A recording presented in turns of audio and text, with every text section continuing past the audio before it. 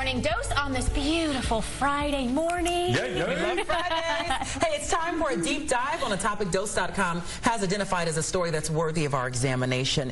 Okay, do you need a new password for your online account? Probably. Me too, girl. Mine is 1, 2, 3, 4. Wait, that won't work. But some of your go-tos might not be the best choice either. I know, and you got to change them so much now. I know. Gary's here to explain the new site that's keeping you safe online by weeding out all of that compromised info. That's right. Hackers love when you use the same passwords over and over and over again. You become an easy target, which is why the website I Have Been Pwned was created.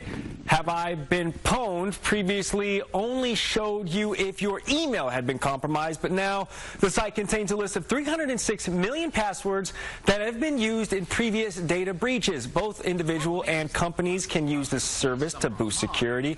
Now, the man behind the site, Microsoft security expert Troy Hunt, spoke to Morning Dose earlier and explained why it's important to check those old passwords.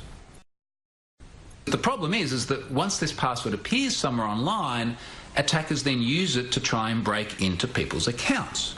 And this is possible because people reuse passwords. It's a sort of very basic, simple human security control. It's a simple thing that we do in order to have multiple accounts.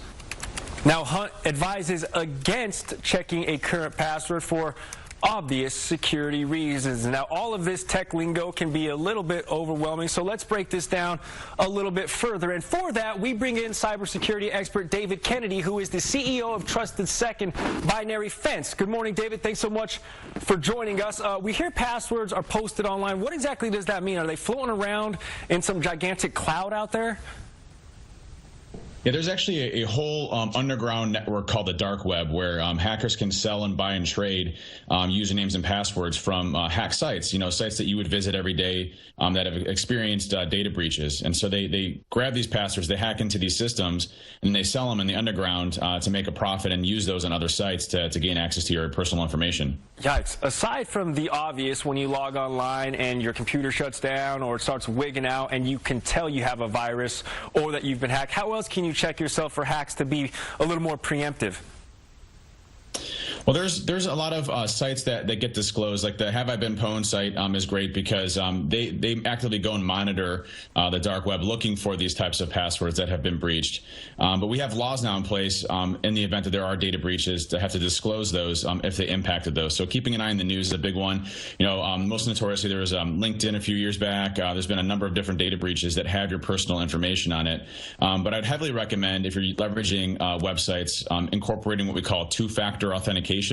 Every website has it, your banking site, your Twitter accounts, your Facebook, and it's a second step of verification that ties into your mobile device and requires a second PIN to get into your account. And that's what we highly recommend. If someone hacks your password, you still have your phone as a backup method to get into your account. David, fantastic information. Sorry we had to cut the interview short, but very much appreciated for joining us this morning on Morning Dose. Welcome. Thanks. Melissa and Layla, back to you.